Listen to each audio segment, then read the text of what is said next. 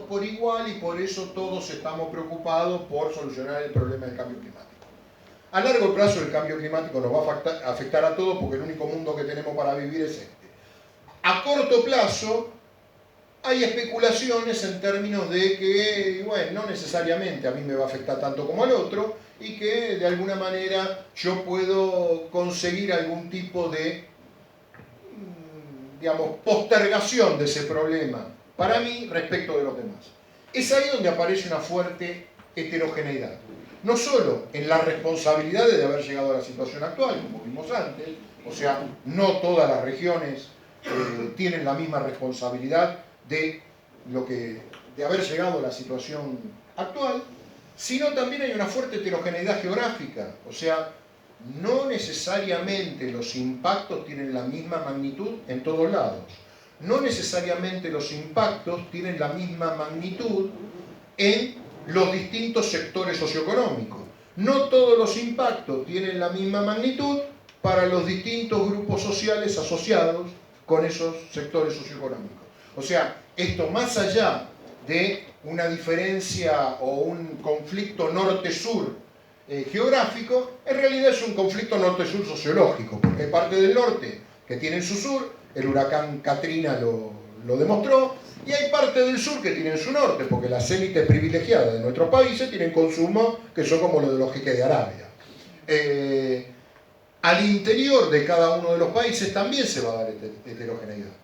Después vamos a ver en el caso argentino, en términos de los impactos, por ejemplo, cómo claramente las precipitaciones que se fueron, los cambios en las precipitaciones que se fueron dando desde la década del 50 hasta ahora, tienen un componente muy distinto para lo que es la pampa húmeda y la zona chaqueña que para Comahue y Cuyo. Y las tendencias siguen siendo relativamente abundantes en términos de precipitaciones para todo lo que es el litoral y bastante ligadas a un mayor estrés hídrico para todo lo que es la zona cordillerana. O sea, aunque sea desde el punto de vista de los impactos, al interior de los propios países también hay heterogeneidades. La otra heterogeneidad grande tiene que ver con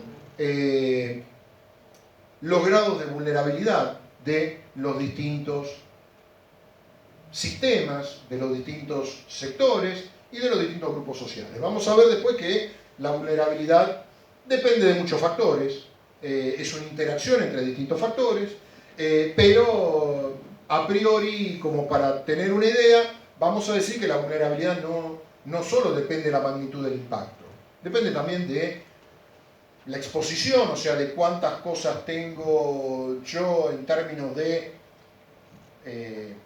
sistemas, en términos de sistemas tanto naturales como antrópicos, infraestructura, población dentro de la zona de riesgo y cuál es la capacidad de hacer frente a esas amenazas. Si la capacidad de hacer frente a esas amenazas es mayor, la vulnerabilidad es menor. Un problema que en general se da en economía es que la necesidad de tomar decisiones se da a pesar de la incertidumbre. En todas las convenciones de problemas globales ustedes van a tener el principio de precaución. ¿Cuál es el problema desde el punto de vista económico? El principio de precaución no necesariamente es el principio que la lógica económica es el que apoya. El principio de precaución, no me quiero hacer el abogado acá, pero lo que nos marcaría es que si uno conoce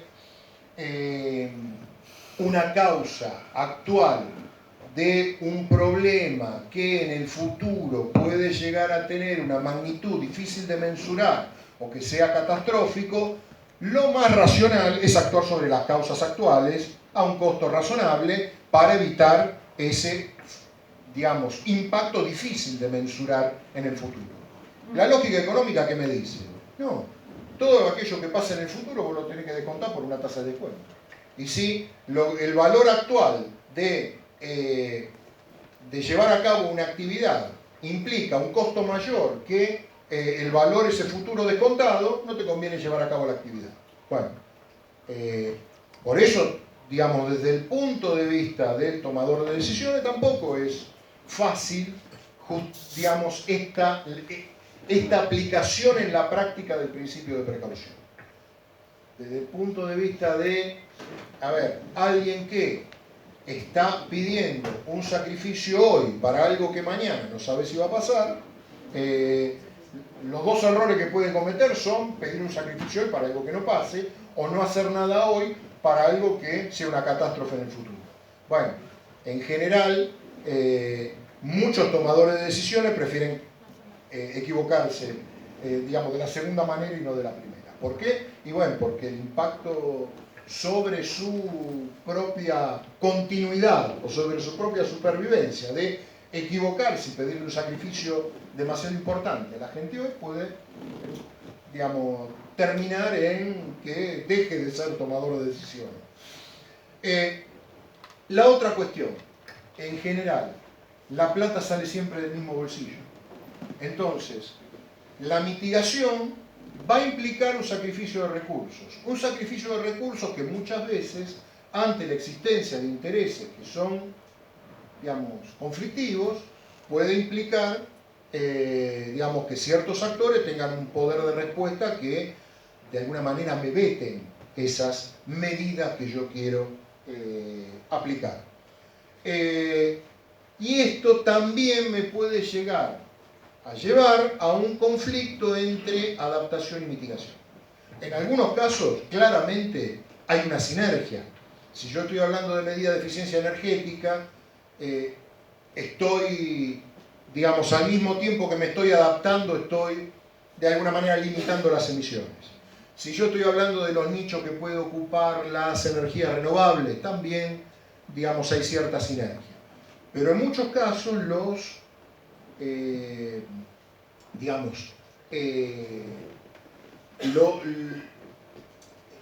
la toma de decisiones entre mitigación y adaptación va a ser conflictiva. Hay horizontes temporales que son distintos. Ustedes piensen, Argentina es el emisor, debe estar entre el 30 y el 40 del mundo, es el cuarto emisor de América Latina, emite un 0,7% del total de las emisiones mundiales. Por más que Argentina se porte bárbaro, si los demás actores no cumplen con su compromiso, ese esfuerzo que haga Argentina puede resultar inútil. Ahora, ese esfuerzo tiene, por esto que veíamos del distinto tiempo de permanencia en la atmósfera de los distintos gases, tiene una especie de retraso en hacer efectivas las medidas que tomamos hoy. Desde el punto de vista de la adaptación, cuando tenemos un evento extremo, las medidas las tenemos que tomar hoy y la plata la tenemos que aplicar hoy. Entonces, ese conflicto entre los distintos horizontes temporales de las medidas también en algún momento va a aparecer. Lo de equidad y eficiencia lo voy a dejar para después porque en realidad tiene que ver con las posturas de dos tipos de países. Los países que ya asumieron compromiso lo que plantean es, bueno, reduzcamos o limitemos emisiones ahí donde es más barato hacerlo. O sea, donde más barato sea reducir 1 tonelada de dióxido de carbono, digamos, en términos de dólares, por ejemplo. La equidad lo que me va a plantear es no, todo el mundo tiene derecho al mismo cachito de atmósfera, o sea, todos los seres humanos tenemos derecho a, digamos, tener un nivel de vida que en algunos casos arrastra un nivel de consumo de energía y por lo tanto un grado de emisiones que sea más o menos parejo. No puede ser que Estados Unidos tenga 20 veces más emisiones per cápita que otros países. Lo que tendríamos que hacer es converger de alguna manera a un promedio. Bueno, el problema es que en realidad esa supuesta eficiencia global lo que está escondiendo es que no es cierto que, digamos, que reducir emisiones en países menos desarrollados sea más barato. Lo que es más barato son los recursos de esos países menos desarrollados. A mí nadie me puede venir a decir que es más barato reducir emisiones en el sector energético de Brasil, que tiene casi un 80% de energía hidroeléctrica, respecto de Estados Unidos, que todavía se genera con un 60% de carbón. De ninguna manera es más barato.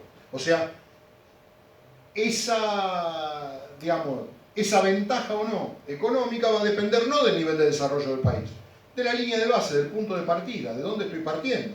América Latina y el Caribe, entre la década del 70 y del 90, hasta podríamos decir que buena parte de su endeudamiento externo tuvo que ver con una sustitución de combustibles y con una sustitución de la forma de generar energía que implicó una mayor proporción de energía hidroeléctrica, por ejemplo, en muchos países. Y en el caso argentino, no solo energía hidroeléctrica, sino también sustitución de fuel oil por gas natural, que es, dentro de los combustibles fósiles, un combustible fósil que emite muchísimo menos. Bueno, eso, en el año 90, que fue tomado en la mayoría de la negociación, de los instrumentos de negociación internacional como punto de partida para hacer las comparaciones, ya Argentina lo tenía en su línea de base. Entonces, hoy en día, para ciertos países, hacer esa sustitución de combustible es mucho más barata que para Argentina limitar o reducir emisiones cuando en realidad no se trata de cogenerar con carbón o de sustituir carbón por gas natural, sino de expandir el sistema a partir de energías renovables o energía de emisión cero. Eso implica un costo que es mucho mayor. Entonces, el mensaje que nos bajan en los países en desarrollo es mucho más barato mitigar. No, eso depende. Y eso es uno de los tantos mitos que, digamos, circulan en el tema del cambio climático ligado al tema económico.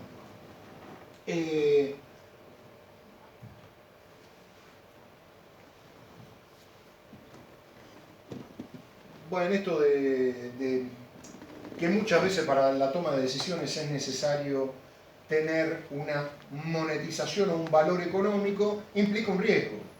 Porque acá estamos jugando con cosas que no tienen repuesto y le estamos poniendo un valor económico, un valor de mercado a cosas que no pasan por los mercados. Entonces, corremos el riesgo grande de estar subestimando y de estar tomando decisiones, pero evidentemente siempre que a uno le preguntan, lo primero que preguntan es cuánto me cuesta. Una cosa que no es menor, el tema de que los procesos económicos y sociales exacerban las dinámicas ambientales. ¿Qué es esto? Tengamos cuidado con la naturalización de las catástrofes, ¿no? Porque en realidad hay ejemplos, hay innumerables ejemplos, pero el que primero me viene a la memoria es el de Tartagal entre el 2004 y el 2008. O sea, en el 2008 llovió menos que en el 2004, pero el impacto de la lluvia fue infinitamente superior. ¿Por qué? Porque está lloviendo más, culpa del cambio climático. No, es culpa de que, bueno, en la alta cuenca deforestaron y esa correntía hizo que el fenómeno fuera mucho más, digamos, tuviera una magnitud mucho mayor en términos de daños. Bueno, nosotros lo vemos todos los días esto con las inundaciones que se dan en los cascos urbanos de ciertas ciudades porque secaron los humedales para hacer barrios cerrados. No es que esté lloviendo más, no es que los santos y los dioses nos castiguen, es que muchas veces estamos haciendo cosas que lo que están haciendo es amplificar ciertas dinámicas ambientales que puede ser que estén cambiando. El otro tema, generalmente van a escuchar, y digamos con mucha razón, que los más pobres son los más vulnerables al cambio climático. Es cierto, pero son los más vulnerables a todo. Son los más vulnerables al aumento del precio de los alimentos, al aumento del precio de los energéticos, a las epidemias. El problema es que tienen una múltiple exposición y que el cambio climático no llegó para igualarnos a todos. Generalmente lo que pasa cuando hay algún tipo de problema ligado con eventos extremos es que nos damos cuenta que las brechas se amplían.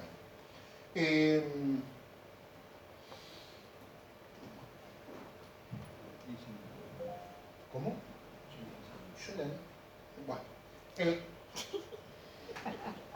Yo que me dice el canchero que iba en 1 hora y media.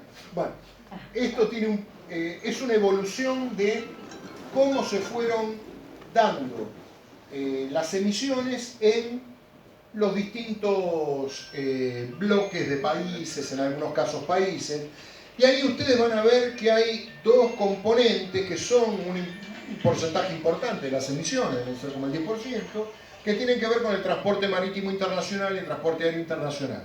¿Por qué las ponemos aparte y no se las atribuimos a ningún país? Porque ningún país se quiere hacer cargo. Pero son el 10% de las emisiones mundiales. O sea, no, yo el combustible jet que cargo en tu avión no es responsabilidad mía, vos lo emitís ahí, ¿no? Y no lo distribuimos por la bandera. Bueno, nadie se hace cargo de eso, pero son el 10% de las emisiones. Y ustedes ven que esta heterogeneidad acá es manifiesta. Miren lo anaranjado, esto es lo que emitía China en el 70. Miren ahora. O sea, no es lo mismo que, a ver, ¿dónde está? América Latina sin México, que es esto. O sea, los distintos países en desarrollo, por aplicarle algún eufemismo en el cual, digamos, más o menos entendernos, no necesariamente todos tienen la misma evolución. Y uno lo que sí puede ver es que dentro de los países desarrollados, digamos, Europa fue de alguna manera el que más estabilizó sus emisiones de gases de efecto invernadero, cosa que era lógica porque también fue el primero que estabilizó su población, y el aumento de población también tira para arriba, sobre todo las necesidades en el sector energético. Esto tiene un poco que ver con eso también. Desde el 90 hasta el 2014 arriba están las emisiones sin el sector cambio en el uso del suelo y silvicultura, porque ese sector, como tiene la posibilidad de mostrar absorciones de dióxido de carbono, o sea, si yo de alguna manera hice que la cobertura forestal fuera mayor año a año, de alguna manera absorbí dióxido de carbono de la atmósfera y puedo netear de alguna manera las emisiones que estoy teniendo en otros sectores. Pero bueno, lo importante acá es que ahí tienen tres colores. El del medio son todas las partes del anexo 1, son todos los países que asumieron algún tipo de compromiso de limitar emisiones. Ahora, si ustedes ven, digamos, podríamos decir, están cumpliendo con el protocolo de Kioto, redujeron las emisiones casi un 10% respecto del 90%. Sí, pero ¿por qué? Porque los países de Europa del Este y la Federación Rusa están un 40% por debajo de lo que emitían en 1990. Y esto ya se sabía en el protocolo de Kioto. El protocolo de Kioto se firma en el año 97. En el año 97 dijeron, Rusia y Ucrania pueden emitir en el 2008-2012, como en promedio, lo mismo que emitían en la década del 90. Pero emitían un 40% menos. O sea, así es fácil cumplir, ¿no? Porque si ustedes ven, el resto de los países anexo 1, que no son economías en transición, que es el eufemismo que se suele utilizar, están por encima de lo que es el promedio y de lo que son las emisiones del año 90. Esto es prácticamente lo mismo en términos de mirarlos en años de corte. Lo celeste son estas llamadas economías en transición, lo amarillo son el resto de los países anexo 1 y lo que está en rojo es el promedio. Rápidamente, la responsabilidad de los distintos sectores. Después vamos a ver un flujograma. ¿Por qué, digamos, me parece importante esto? Ustedes ahora deben haber escuchado que la culpa de todo parece que la tiene la vaca. Bueno, después vamos a ver que el 80% de las emisiones siguen siendo el sector energético. Pero bueno, el sector energía, a partir de la quema de combustibles fósiles, emite fundamentalmente dióxido de carbono, y a partir de las emisiones fugitivas, ¿qué son las emisiones fugitivas? Son las emisiones fundamentalmente de metano que surgen de la explotación de carbón, gas, petróleo. En algún momento había un montón de emisiones en la Argentina que eran venteo de gas natural. Cuando el gas natural empezó a tener un valor económico, ahora se ventea nada más que lo que no se puede prender fuego. Todo lo demás o se mete en un caño o se genera electricidad y se exporta electricidad. Lo que se vende ahora es fundamentalmente dióxido de carbono, pero en general también se utiliza para recuperación secundaria o terciaria de esos gases. Pero, bueno, hay emisiones que tienen que ver con la producción de estos. Todo lo que tiene que ver con quema de combustibles fósiles tiene dos componentes. Una que es lo que podríamos llamar las fuentes fijas, que son, y bueno, las máquinas que tiene la industria, para los procesos calóricos, de enfriamiento, etc. Los artefactos que uno tiene en la casa. Y después están las fuentes, y uno de los principales componentes que es la generación de electricidad a partir de combustibles fósiles. Y después un componente que es el de fuentes móviles, o sea, todo el transporte. Todo el transporte que quema petróleo, derivado de petróleo, perdón, gas, está metido en el sector energético. El sector procesos industriales no tiene que ver con la energía que usa la industria, que ya está contabilizada en energía, sino con las reacciones químicas que generan emisiones de ciertos gases de efecto invernadero a partir de, valga la redundancia, la química de la elaboración de esos productos. Por ejemplo, cuando uno hace electrólisis de la bauxita para producir aluminio, emite dióxido de carbono, emite perfluoretano, perfluorometano. Cuando uno en un alto horno mezcla el carbón con el hierro para producir el arrabio, genera emisiones de dióxido de carbono. Cuando uno pasa de clínker a cemento, la producción de cemento genera emisiones de dióxido de carbono. La petroquímica no tienen que ver con el componente energético, tienen que ver con el proceso químico. Después, bueno, el de uso de solventes, como son la mayoría, el uso de solventes, pinturas, como son la mayoría de componentes orgánicos volátiles, en realidad no tiene mucho peso, pero viene para la Argentina, para Uruguay, para Australia, para Nueva Zelanda, un componente importante, agricultura. Agricultura es fundamentalmente emisiones de metano. El metano es la decomposición generalmente se genera por descomposición de la materia orgánica en condiciones de falta de oxígeno. Entonces ahí tienen, por un lado, las plantaciones de arroz, que están 120, 150 días inundadas, la materia orgánica del fondo se descompone y genera metano. Óxido nitroso a partir de la aplicación de fertilizantes. Óxido nitroso a partir de emisiones tanto directas como indirectas de ciertos suelos agrícolas que son sembrados con especies que fijan nitrógeno. ¿Cuáles son? Las oleaginosas. Cuando en la Argentina decimos oleaginosa, decimos soja. Pero fundamentalmente todo el tema de manejo de estiércol y de fermentación entérica de el ganado, fundamentalmente el bovino. O sea, de todo lo que es fermentación entérica en la Argentina, el 90% es responsabilidad de las vacas por el perfil de ganado que hay en la Argentina. Bueno, en la década del 90 era más de la mitad de las emisiones, ahora claramente uno en la parte agrícola y en la parte ganadera tiene como un límite en el crecimiento de las emisiones. En la parte energética no, porque vamos a ver que dependen fundamentalmente de dos cosas, del crecimiento de la población y del crecimiento del ingreso.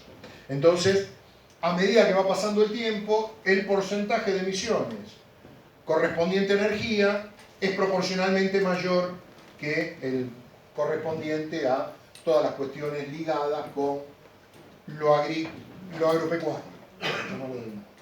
Cambio en el uso del suelo y silvicultura es fundamentalmente deforestación. Cambio en el uso del suelo, ¿por qué?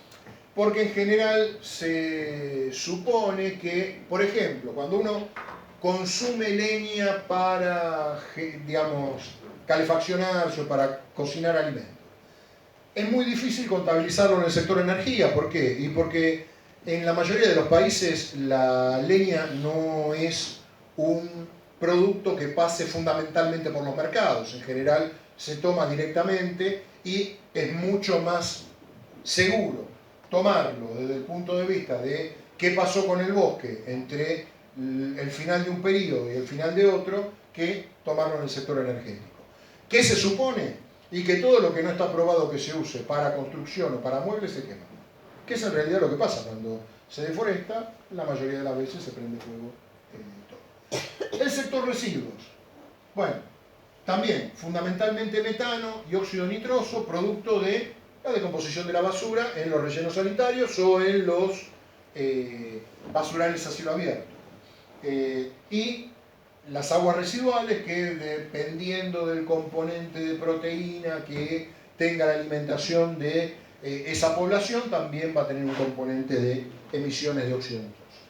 Y este es el flujograma que le quería mostrar. Todo lo que está en anaranjado y en rojo es energía.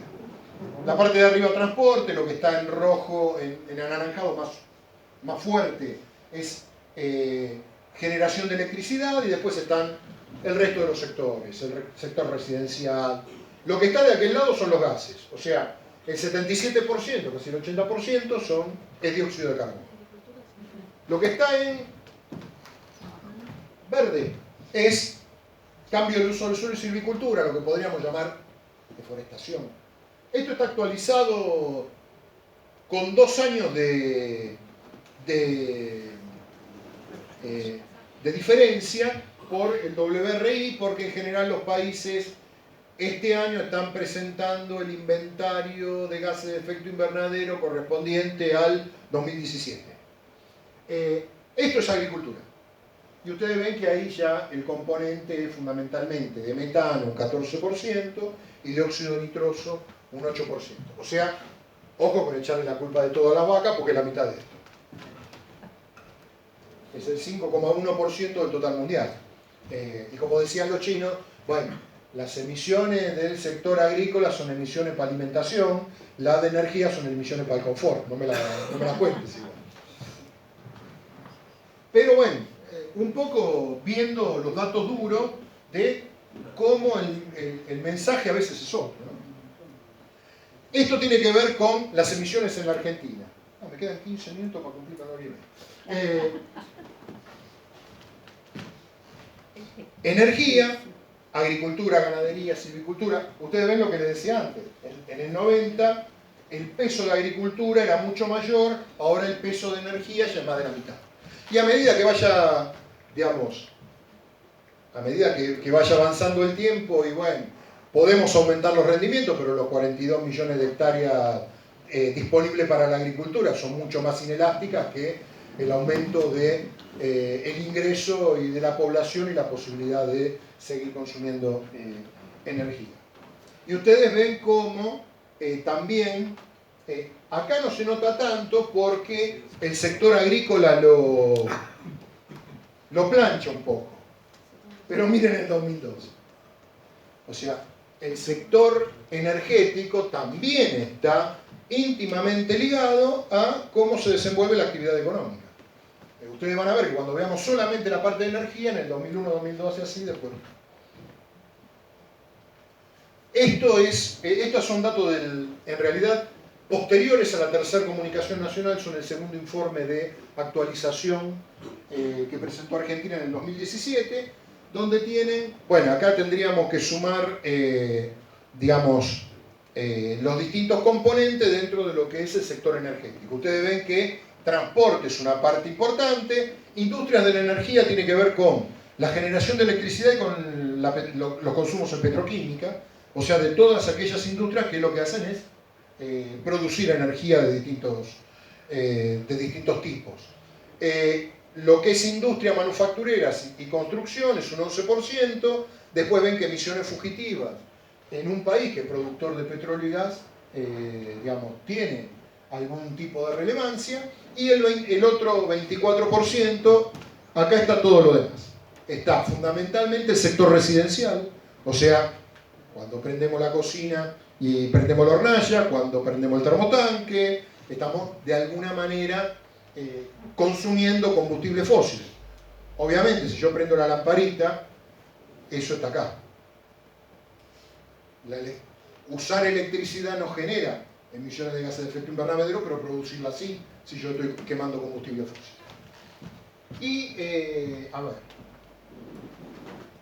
ven ahí lo que les decía, en 2001-2002 es esa panza que se ve ahí, Y esto tiene que ver con, bueno, los distintos componentes del sector energético en la evolución 1990-2012. Bueno, esto es, a ver, estos datos que le daban eran de todo el país. Veamos que también se puede hacer por provincia.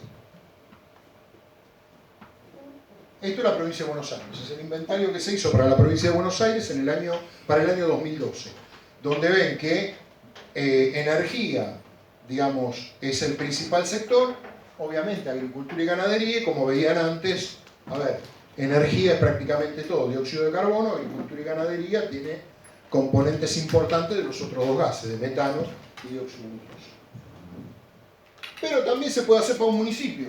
Por ejemplo, esto es el inventario. Este es el del... Se hicieron 3, 2010, 2012, 2014, la ciudad de Goya. Claro, en un país es mucho más fácil internalizar todas las emisiones. Goya, por ejemplo, algunas cosas las tenía fuera de la ciudad. El basurero, por ejemplo, estaba en la valle. Entonces, algunas de estas emisiones, no necesariamente si uno aplica el criterio territorial estricto, están dentro de la ciudad. Pero uno la tiene que considerar como propias cosas que en un país ya es más difícil que pase. Igual, ojo, los inventarios de gases de efecto invernadero de los países son más o menos como el PBI. ¿Por qué? Y porque se fijan en el criterio de residente. O sea, las emisiones me la contabilizan a mí por más que la plata se la lleven afuera. La fábrica está acá, las mujeres me la dejan acá, la plata no importa dónde va. Bueno, ese criterio de residente que hay para el Producto Bruto Interno es bastante parecido al que hay para lo que son los inventarios de gases de efecto invernadero. Esto es importante para algunos países que tienen un sistema energético muy interconectado. Por ejemplo, digamos, hay muchos países europeos que se pueden dar el lujo de tener una moratoria en términos de centrales nucleares porque no importan la energía a Francia, que tiene un 92% de energía producida, digamos, con uranio y con plutonio en algunos casos. En el caso de las ciudades, esto pesa más que en el caso de los países donde generalmente las emisiones están más acotadas al interior de las fronteras del territorio. Esto es un poco lo que ustedes ya deben haber visto de evidencia empírica. Esto es el último informe publicado del IPCC, ahora se está haciendo el sexto informe, este es el quinto, que en realidad la parte del grupo 1, que es toda la parte de la física climática y la física atmosférica, y la parte más meteorológica, salió en el 2013, y los otros dos grupos, que son el de impactos y vulnerabilidad y el de mitigación y aspectos más económicos, salieron en el 2014.